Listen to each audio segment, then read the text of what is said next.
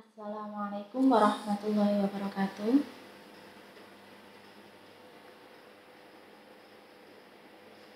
Sebelum pelajaran kita mulai, mari kita membaca basmalah. Bismillahirrahmanirrahim. Pada pertemuan kali ini, materinya masih sambungan atau lanjutan dari pelaku ekonomi negara atau pemerintah, ya.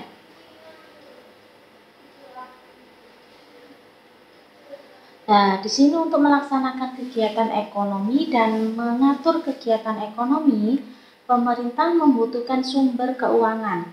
Sumber keuangan pemerintah dapat diperoleh dari satu, pajak, yaitu iuran dari rakyat kepada pemerintah yang dapat dipaksakan berdasarkan undang-undang, di mana rakyat wajib pajak tidak mendapat balas jasa secara langsung.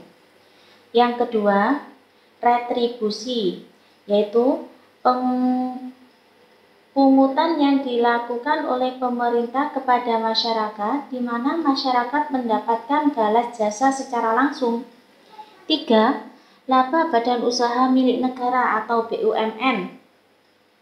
Salah satu tujuan didirikannya BUMN adalah sebagai sumber keuangan negara, sehingga diharapkan semua BUMN dapat berusaha dengan efektif dan efisien sehingga dapat menghasilkan keuntungan yang banyak. 4.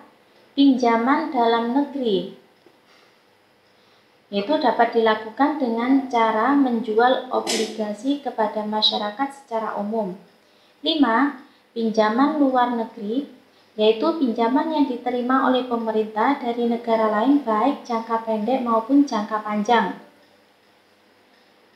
Kemudian, bantuan dari negara lain itu dapat dibedakan menjadi dua, yaitu A. Bantuan yang berbentuk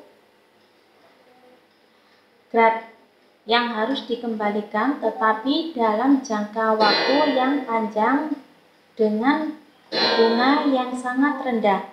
2. Bantuan yang berbentuk gift atau hibah yang tidak perlu dikembalikan. Kemudian yang nomor 6, menjual kekayaan negara, yaitu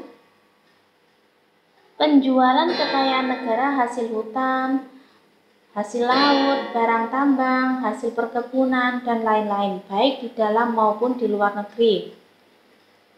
7. Bea masuk, yaitu bea yang dikenakan terhadap barang-barang luar negeri yang masuk ke Indonesia. 8. Cukai, yaitu pungutan terhadap penggunaan barang-barang tertentu seperti rokok, minuman keras, dan lain-lain. 9. Penarikan denda dan rampasan, yaitu sumber dana yang diperoleh oleh denda atas pelanggaran yang dilakukan oleh masyarakat dalam penjualan barang-barang rampasan. Selanjutnya, pengeluaran-pengeluaran yang dilakukan oleh pemerintah antara lain A. Pengeluaran rutin. Pengeluaran rutin yaitu pengeluaran yang harus dilakukan setiap tahun untuk membiayai penyelenggaraan pemerintah. Dalam APBN, pengeluaran rutin dibagi menjadi 5 poin, yaitu 1. Belanja pegawai yang terdiri dari A. Gaji dan pensiun, B. Tunjangan beras pegawai, C. Uang makan atau lauk pauk, D. Lain-lain belanja pegawai dalam negeri, E. Belanja pegawai luar negeri. Yang kedua, belanja barang yang terdiri dari A. Belanja barang dalam negeri dan B. Belanja dalam luar negeri.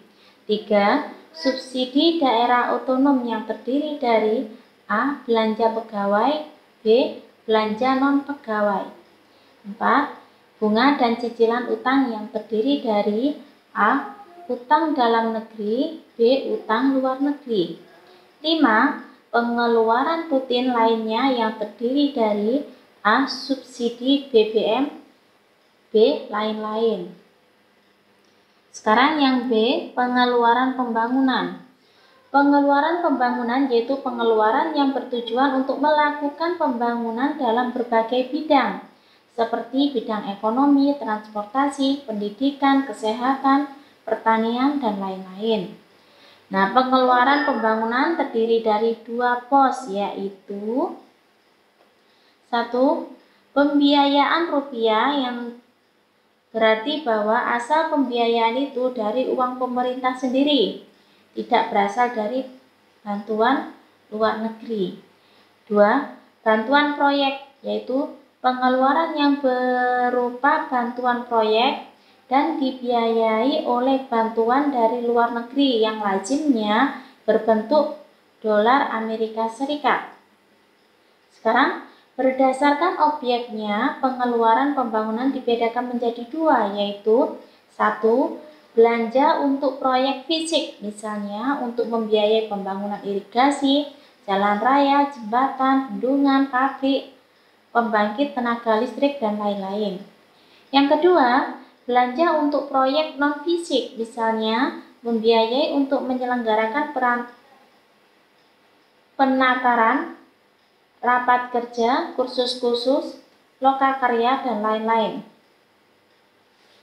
Untuk dapat melaksanakan fungsi dan peranannya sebagai pengatur kegiatan ekonomi, pemerintah membuat berbagai kebijakan dan peraturan perundangan, antara lain A. Kebijakan yang berhubungan dengan dunia usaha, diantaranya 1. Undang-Undang Nomor 9 Tahun 1969 tentang BUMN. 2. Undang-Undang Nomor 12 Tahun 1967 tentang pokok-pokok perkoperasian. 3. Undang-Undang Nomor 25 Tahun 92 tentang perkoperasian sebagai pengganti Undang-Undang Nomor 12 Tahun 1967. Dan 4. Perizinan tentang pendirian badan usaha. B. Kebijakan yang berhubungan dengan perdagangan luar negeri, diantaranya 1. Adanya deregulasi impor. 2. Adanya kuota. 3. Adanya deregulasi ekspor. 4. Melakukan dumping. C. Kebijakan yang berhubungan dengan kemajuan kegiatan ekonomi, misalnya memberikan kredit atau fasilitas-fasilitas lain kepada badan usaha atau para pengusaha. D. Kebijakan yang berhubungan dengan pengendalian harga, diantaranya 1. Memberikan subsidi BBM. 2. Menetapkan biaya angkut. 3. Menetapkan harga 9 bahan pokok. Mungkin ini yang bisa saya sampaikan, mudah-mudahan bermanfaat. Wabillahi taufiq wal hidayah, wassalamualaikum warahmatullahi wabarakatuh.